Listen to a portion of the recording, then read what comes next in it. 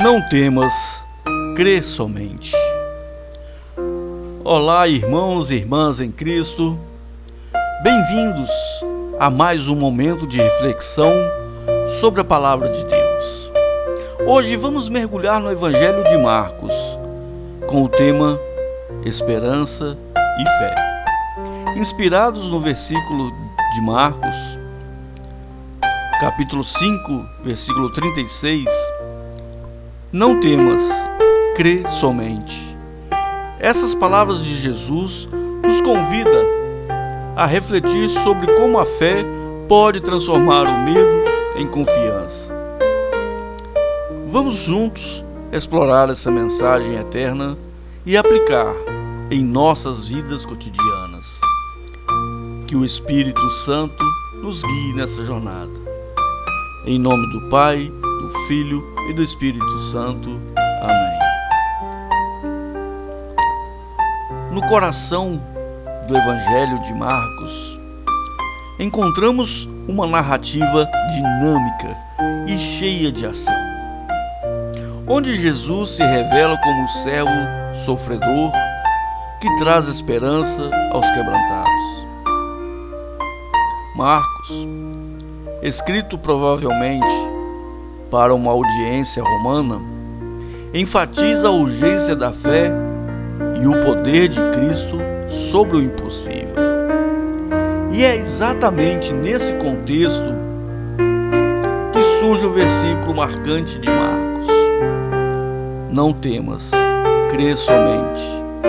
Essas palavras não são um mero consolo, elas são um chamado à ação, uma âncora para a alma em tempos de tormenta. Vamos relembrar a história. Jairo, um líder da sinagoga, um homem de posição e respeito, cai aos pés de Jesus em desespero. Sua filhinha de 12 anos está à beira da morte. Imagine a cena. O pânico de um pai, o barulho da multidão e o cheiro de poeira nas ruas de Cafarnaum. Jairo implora: vem, impõe as mãos sobre ela para que sare e viva. Marcos capítulo 5, versículo 23. Jesus, movido por compaixão, segue com ele, mas no caminho há uma interrupção. A mulher com fluxo de sangue toca sua veste e é curada. Enquanto isso, mensageiros chegam com a notícia devastadora: tua filha já morreu, porque ainda incomodas o mestre? Marcos capítulo 5, versículo 35. Aqui o desespero poderia ter vencido. O medo, esse inimigo sutil que nos paralisa, sussurra que tudo está perdido. Mas Jesus, ouvindo, vira-se para Jairo e diz: não temas, crê somente. Que palavras poderosas! Elas cortam o véu da dúvida e revelam a essência da esperança cristã.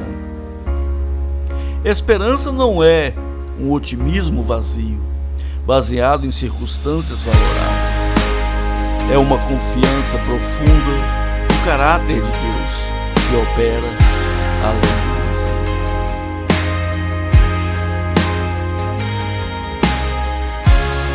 Amados irmãos e irmãs, pensem nisso. Marcos nos apresenta Jesus como aquele que acalma as tempestades. Em Marcos capítulo 4, versículos de 35 a 41, expulsa demônios. Marcos capítulo 5, de 1 a 20, e cura os enfermos. Ele não é um Deus distante, é o Emanuel, Deus conosco. que entra no caos da vida humana. Para Jairo, crer significa continuar caminhando rumo à casa, mesmo com a filha já declarada morta. E o que acontece? Jesus chega, toma a menina pela mão e diz: Talita cumi, menina, eu te ordeno, levanta-te. Marcos, capítulo 5, versículo 41. Ela se levanta, viva, e começa. Um detalhe humano que Marcos inclui para mostrar a realidade da ressurreição. Essa história ecoa em nossos dias modernos.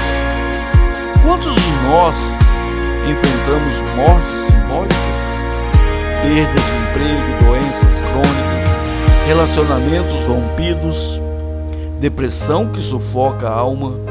O medo nos diz: é o fim. Por que ainda incomodar Deus? Mas Jesus responde: não temas, crê somente. Crer é escolher a esperança como estilo de vida. É lembrar que no Evangelho de Marcos, a cruz, o maior aparente fracasso, leva à ressurreição, a vitória definitiva.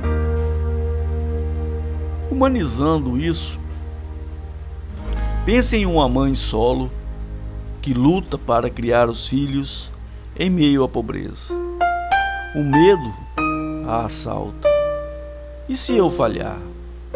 Mas, ao crer, ela ora, busca comunidade na igreja e vê portas se abrirem, um emprego inesperado, ajuda de irmãos em Cristo, ou um jovem lidando com ansiedade. O mundo grita: desista. Mas a palavra diz: crê. E ele se apega à esperança. Busca terapia aliada à fé e encontra paz. Marcos nos ensina que a esperança é ativa. Não é passividade, mas perseverança. Em Marcos capítulo 9, versículo 24, o pai do menino endemoniado clama: eu creio, ajuda-me na minha falta de fé. Isso mostra que crer não exige perfeição, é um processo. Deus honra a fé do tamanho de um grão de mostarda. Marcos capítulo 17, versículo 20. Além disso, a esperança em Marcos é inclusiva. Jesus cura gentios, como o endemoniado Geraseno, e mulheres marginalizadas, como a hemorrágica. Ele quebra barreiras, mostrando que a salvação é para todos. Em um mundo dividido por raças, classe e gênero, essa esperança nos chama a ser agentes da reconciliação. Amém e amém.